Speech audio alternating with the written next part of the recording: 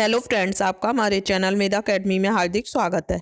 जैसा कि आप सब लोग जानते होंगे कि आपको दीक्षा ऐप पर असाइनमेंट बनाने हैं, तो आज हम समावेशी शिक्षा का थर्ड असाइनमेंट लेके आए हैं। इससे प्रीवियस वीडियो में हमने कंप्यूटर का फर्स्ट असाइनमेंट को डिस्कस किया था। अगर आप उसे देखना चाहते हैं तो प्लेलिस्ट में लिंक से जाकर प्रीवियस वीडियोस को देख सकती हैं। इससे पहले हमने समावेशी शिक्षा में फर्स्ट और सेकंड असाइनमेंट की वीडियो अपलोड कर दी है। आज हम थर्ड असाइनमेंट को डिस्कस करेंगे। सबसे पहले हम ये देखेंगे कि फर्स्ट पेज पे किस प्रकार से लिखना है, उसके बारे में बताएंगे। तो सबसे पहले आप SCERT राज्य शैक्षिक अनुसंधान एवं प्रशिक्षण परिषद लिखेंगे। फिर नेक्स्ट लाइन में आप लिखेंगे जिला शिक्षा एवं प्रशिक्षण संस्थान, और यहाँ पर आपको अपनी डाइट का नाम लिखना है और उत्तर प्रदेश। फिर उसके बाद लिखेंगे DLED 2019 बैच तृतीय सेमेस्टर। फिर उसके बाद दीक्षा असाइनमेंट और विषय का नाम, जो भी आपका विषय है, जैसे इसमें समावेशी शिक्षा के ऊपर बना रहे हैं तो यहाँ पे लिख देंगे समावेशी शिक्षा। असाइनमेंट का क्या टॉपिक है, तो टॉपिक है इसमें दृष्टिबाधित एवं श्रवणबाधित बच्चों का शैक्षिक समावेशन। यहाँ पे टॉपिक का नाम डाल देंगे। फिर यहाँ पे आपको अपना नेम लिखना है, यहाँ पे आपको रजिस्ट्रेशन नंबर लिखना है। फिर उसके बाद अगर आप प्राइवेट कॉलेज से UP DLED कर रहे हैं तो आपको अपने कॉलेज का नेम भी मेंशन करना होगा। तो ये आपका फर्स्ट पेज हो गया, ये क्लियर हो गया होगा आप सबको किस प्रकार से लिखना है। उसके बाद हम देखते हैं कि इस असाइनमेंट का पहला क्वेश्चन क्या है। ऊपर आप लिखेंगे दीक्षा ऐप असाइनमेंट नंबर 3 समावेशी शिक्षा। टॉपिक का नाम दृष्टिबाधित एवं श्रवणबाधित बच्चों का शैक्षिक समावेशन। पहला क्वेश्चन है इसमें हमारा, दृष्टि दोष से आप क्या समझते हैं? ऐसे बालकों के शैक्षिक समावेशन हेतु कौन कौन सी रणनीतियां अपनाई जा सकती हैं? तो सबसे पहले हम दृष्टि दोष के बारे में जानेंगे कि दृष्टि दोष क्या होता है। कई कारणों से नेत्र निकट या दूर स्थित वस्तुओं को स्पष्ट प्रतिबिंब रेटिना पर बनाने की क्षमता को खो देता है। इस कमी को हम दृष्टि दोष के नाम से जानते हैं। ये दो प्रकार के होते हैं, निकट दृष्टि दोष और दूर दृष्टि दोष। अब इसके क्या क्या रणनीतियां बनाई जाएंगी इस प्रकार के बालकों को पढ़ाने के लिए, तो उसके बारे में हम पढ़ेंगे। सबसे पहली है, ऐसे बालकों की कक्षाओं में समुचित प्रकाश की व्यवस्था होनी चाहिए।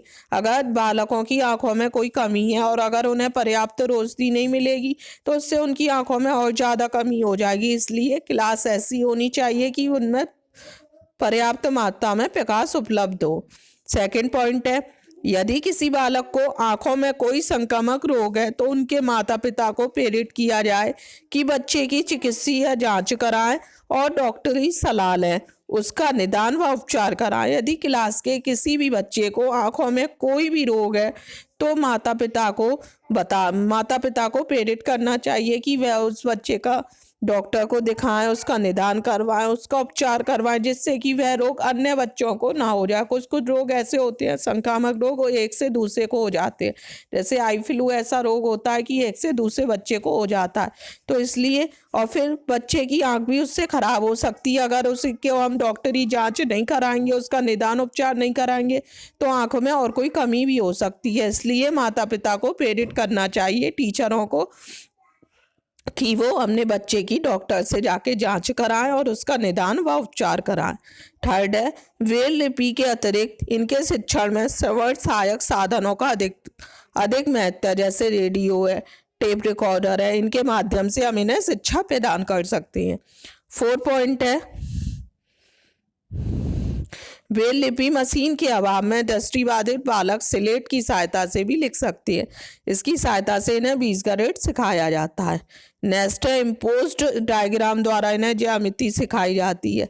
इसके बाद है पॉइंट नंबर 6, ऐसे बालकों में पर्याप्त प्रेरणा, उत्साह एवं आत्मविश्वास की भावना विकसित करनी चाहिए, जिससे कि वह बिना किसी हिचकिचाहट के आगे बढ़े और देश के विकास में पूर्ण सहयोग दे। तो इस प्रकार के जो बालक होते हैं उन्हें हमें कॉन्फिडेंस में लेना चाहिए, उनके कॉन्फिडेंस को बढ़ाना चाहिए कि वे अपनी बात दूसरों के आगे कर सकें बिना किसी हिचकिचाहट के और देश के विकास में भी पूर्ण रूप से सहयोग दें।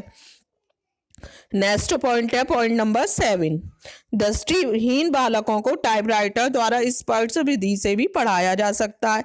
इससे इनकी आंखों पर अधिक बल भी नहीं पड़ता है। तो ये 7 पॉइंट है, आप इसे अपनी लैंग्वेज में चेंज करके और लिख सकते हैं। नेक्स्ट है अगला क्वेश्चन, क्वेश्चन नंबर 2।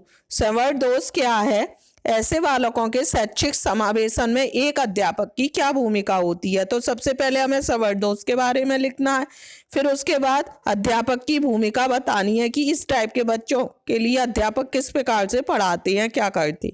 तो सबसे पहले हम संवर्ग दोष के बारे में जानेंगे कि संवर्ग दोष क्या है। संवर्ग दोष से तात्पर्य बालकों को कानों द्वारा सुनने में होने वाली कठिनाइयों से है। इस प्रकार का दोष होता है कि बच्चे को सुनने में कठिनाई होती है। ऐसे बालकों की शाब्दिक अभिव्यक्ति का विकास भी भली भांति नहीं हो पाता है और साथ ही मानसिक परिपक्वता को भी संवर्ग दोष प्रभावित करता है। अब इसके शैक्षिक समावेशन में अध्यापक की क्या भूमिका होती है उसके बारे में जानेंगे। नंबर 1 पॉइंट है, ऐसे बालकों की शिक्षा के लिए विशेष रूप से प्रशिक्षित अध्यापक को लगाना चाहिए।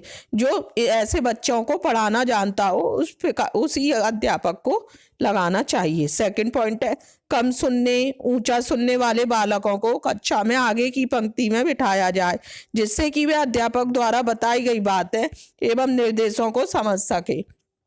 तो उसे आगे की लाइन में बिठाने से क्या होगा, कोई टीचर कोई भी चीज़ समझाएगा तो वह उसे आसानी से और जल्दी से समझ सकते हैं। थर्ड पॉइंट, ऐसे बालकों को ओष्ठ द्वारा पढ़ाने का प्रशिक्षण दिया जाए, साथ ही सांकेतिक भाषा का भी प्रयोग करना चाहिए। नेक्स्ट पॉइंट है पॉइंट नंबर 4। कम या ऊंचा सुनने वाले बालकों हेतु स्वर सहायक यंत्रों की व्यवस्था की जाए, जिससे कि आसानी से सुन सकें और सामान्य बालकों के साथ शिक्षा भी ग्रहण कर सकें। तो ये 4 पॉइंट है, आप इसमें और भी ज़्यादा बढ़ा सकते हो, अपनी लैंग्वेज में चेंज करके इसे लिख सकते हैं। अब इसका नेक्स्ट क्वेश्चन देखते हैं, क्वेश्चन नंबर 3। ये इसका लास्ट क्वेश्चन है, आपका थर्ड असाइनमेंट का लास्ट क्वेश्चन। दृष्टिबाधित एवं श्रवणबाधित बालकों के सशक्तिकरण हेतु कायर्थ संस्थाओं द्वारा किए जा रहे नवीन कार्यों की एक सूची तैयार कीजिए। तो हम दृष्टिबाधित और श्रवणबाधित दोनों के बारे में जानेंगे। पहले हम दृष्टिबाधित के बारे में जानेंगे, कौन सी संस्था है और क्या कार्य कर रही है। तो राष्ट्रीय दृष्टिबाधित संस्थान भारत सरकार द्वारा दृष्टिबाधितों के लिए स्थापित पहली और एकमात्र राष्ट्रीय स्तर की संस्था है। यह देहरादून में राजपूर्व मार्ग में स्थित है।